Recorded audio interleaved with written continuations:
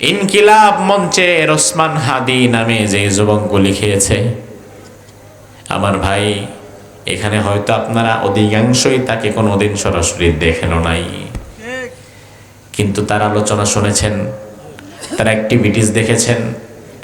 ওসমান হাদির সাথে রাজনৈতিকভাবে আমারও মত পার্থক্য আছে, আপনারও আছে, সবার আছে।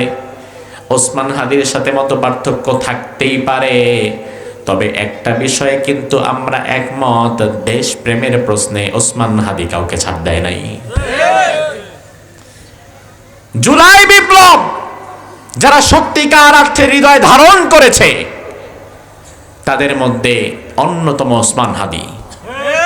কারণ আমরা দেখেছি এই জুলাই বিপ্লবের নাম দিয়ে কতজন ক্ষমতা পেয়ে, 2 দিনের ক্ষমতা পেয়ে আঙ্গুল ফুলে কলা গাছ হয়ে গেছে। এই জুলাই বিপ্লবের নাম দিয়ে কতজন জুলাই বিপ্লবটারে কেজি ধরে বিক্রিও করে দিছে। কিন্তু ওসমান হাদি এমন যুবক যে তার প্রচারণাটা শুরু করতো ফজরের নামাজ পড়ে।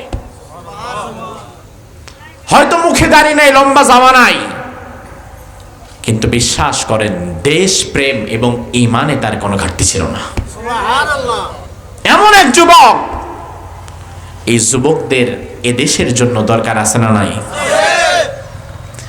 এই যুবকেরা যদি কোনোদিন বাংলাদেশের দায়িত্বে যেতে পারে, সেদিন ভারত প্রেমের রাজনীতি বন্ধ হয়ে যাবে। আর এটা ভারত প্রেমীরা সহ্য করে না। এই জন্য এই যে ওসমান হাদিকে কারা গুলি করলো, কারা মারলো, আজ পার্শ্ববর্তী দেশ ভারত স্বীকার করলো যেটা আমাদেরই গোয়েন্দা সংস্থার মাধ্যমে এটা আমরা করেছি। তার মানে কি বুঝলেন?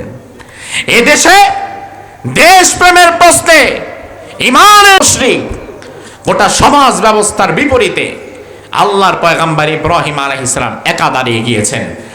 আজও যদি মুশরিকদের বিরুদ্ধে আমাদেরকে দাঁড়িয়ে যাওয়া লাগে, আমরাও প্রস্তুত আছি না নাই? ইব্রাহিম আলাইহিস সালামকে যখন বলল, ইব্রাহিম তোমার রব কে? ইব্রাহিম শাহাদাত আঙ্গুল আরশের দিকে উঁচু করে বললেন, আমার রবের নাম আল্লাহ। মুফাসসিরগণ বলেন নমরুদের রাজ দরবারে এই প্রথম কেউ আল্লাহ তাআলার নাম উচ্চারণ করেছে। আর আল্লাহর নাম বলার পরে গোটা নমরুদের রাজপ্রাসাদ যেন একটা ভূমিকম্প হয়ে গেছে। কারণ আল্লাহ নামের আলাদা একটা শক্তি আছে না নাই? ইব্রাহিম আলাইহিস সালাম যখন বললেন আমার রব আল্লাহ, ভাই আমার, দুনিয়ার সব জালিমের আগে রবের জায়গায় টার্গেট করেছে, নিজেকে রব বানাতে চেয়েছে। কোরআনে কারিমে যত দোয়া আল্লাহ শিখিয়েছেন সে সব দোয়ার শুরুতেও রবের নামটা আছে না নাই? রব্বানা যালামনা আনফুসানা, এই শুরুতে কিন্তু রব্বানা। আবার আল্লাহ শিখিয়ে দিলেন রব্বানা আতিনা ফিদ দুনিয়া হাসানাতাও ওয়া ফিল আখিরাতি হাসানাতাও ওয়া কিনা আযাবান নার। এখানে শুরুতে রবের নাম আছে না নাই? আবার মা বাবার জন্য যখন দোয়া করি সেখানে রব্বি রব্বিরহামহুমা কামা রব্বায়ানি সগীরা, এখানেও কিন্তু রবের নাম। যত দোয়া আছে 90% দোয়ার শুরুতে রব।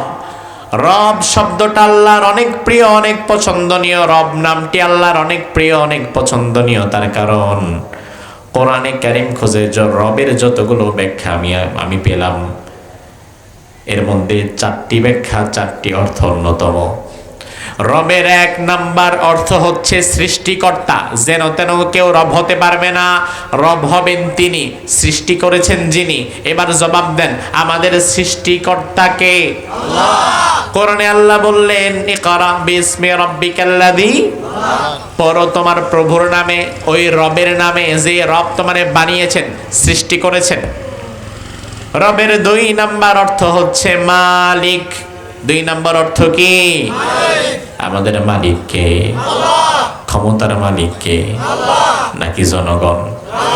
জনগণ কাউরে ক্ষমতা বসাইতেও পারে না, নামাইতেও পারে না।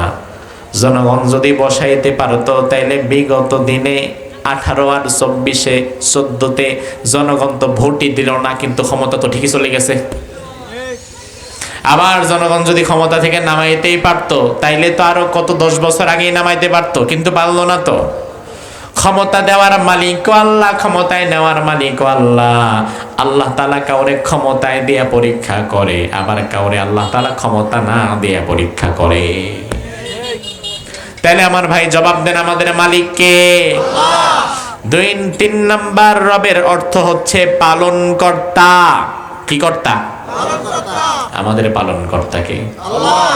আপনি বলবেন হুজুর আমার পালন কর্তা না আমার মা বাবা, আমরা তো আমার মা বাবাই পালছে। আমার ভাই এমনও শিশু আছে যে শিশুর মাও নাই বাবাও নাই, বড় হয়ে গেছে, লেখাপড়া করেছে, উচ্চ শিক্ষিত হয়ে ভালো পর্যায়ে কাজও করে, এমনও আছে না নাই? আছে। তাইলে মা বাবা মানে যদি লালন কর্তার পালন কর্তা হয়, তাইলে ওরে পাললো কে? আল্লাহ। আমি রমাজানে ছিলাম মিশরে। এই রমাজানে বাংলাদেশের বর্ডারের পাশে যেমন ইন্ডিয়া, মিশরের বর্ডারের পাশে ফিলিস্তিন। রমাদানে আমরা 7 দিন ছিলাম মিশরে। এর মধ্যে 5 দিনই আমরা ফিলিস্তিনি ভাইদের জন্য কিছু কাজ করেছিলাম। বাংলাদেশের সীমান্তে নাফ নদী পাড়ি দিয়ে 10-12 লাখ রোহিঙ্গা ঢুকে গেছে, এটা তো জানেন তো আপনারা। ওখানে তারা আছে, তাঁবু টানায় বিভিন্নভাবে থাকে। ঠিক একইভাবে মিশরের বর্ডারে ফিলিস্তিন থেকে কিছু মানুষ রোহিঙ্গার মতো উদ্বাস্তু হয়ে এসেছে, জীবনটা কোনো মতো বাঁচিয়ে আসতে পারছে। মিশরের বর্ডারে এসে তাঁবু টানায় তারা থাকে, কেউ খাবার টাবার দিলে খায়।